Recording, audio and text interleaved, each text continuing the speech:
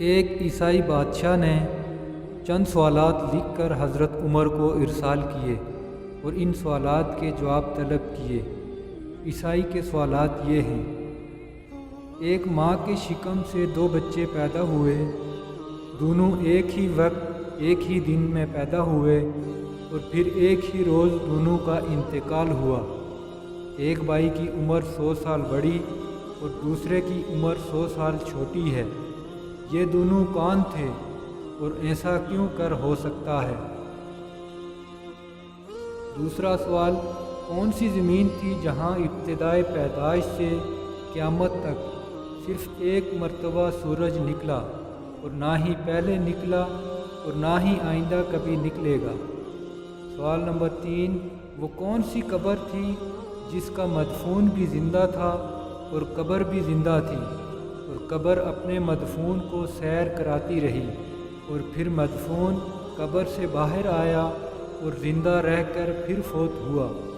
اور چوتھا سوال یہ کہ وہ کون سا قیدی ہے جسے قید خانے میں سانس لینے کی اجازت نہیں اور وہ بغیر سانس لیے زندہ رہتا ہے؟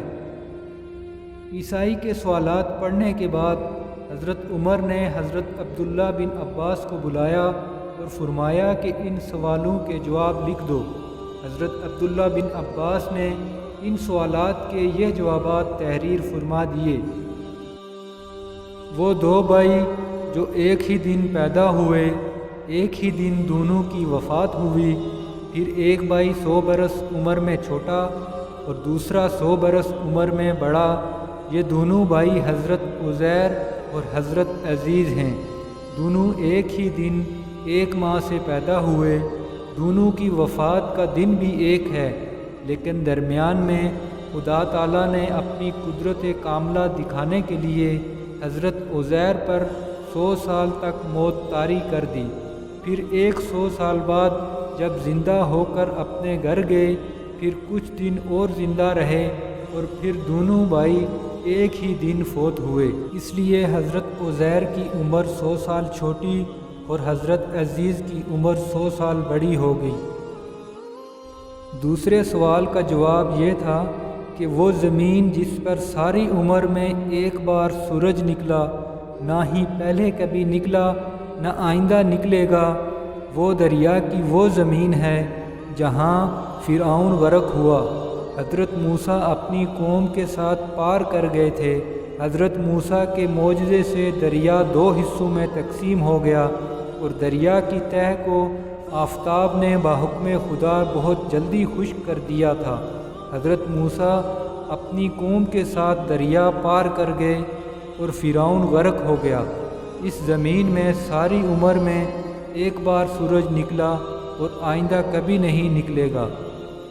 تیسرے سوال کا جواب: وہ قبر جس کا مدفون اور قبر دونوں زندہ تھے، وہ قبر اپنے مدفون کو سیر کراتی رہی، وہ حضرت یونس علیہ السلام کی مچھلی تھی، قبر بھی زندہ تھی اور مدفون بھی۔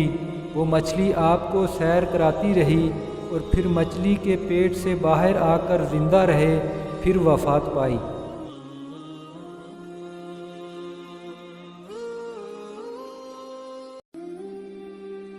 اور چوتھے سوال کا جواب یہ تھا کہ جو قیدی قید خانے میں سانس نہیں لیتا اور بغیر سانس لیے زندہ رہتا ہے، وہ بچہ ہے جو ماں کے شکم میں قید ہے، اور خدا نے اس کے سانس لینے کا ذکر نہیں کیا اور نہ وہ سانس لیتا ہے اور پھر زندہ رہتا ہے۔ حضرت عبداللہ بن عباس سے یہ جوابات لکھوا کر حضرت عمر رضی اللہ تعالیٰ عنہ نے یہ جوابات عیسائی بادشاہ کے پاس بھیج دیے۔ چنانچہ عیسائی بادشاہ یہ جوابات دیکھ کر بولا کہ شاید اب بھی مسلمانوں میں کوئی نبی زندہ ہے، کیونکہ جوابات سوائے نبی کے اور کوئی نہیں بتا سکتا۔ بے شک نبی کریم صلی اللہ علیہ وسلم نے فرمایا تھا کہ اگر میرے بعد کوئی نبی ہوتا تو عمر ہوتا۔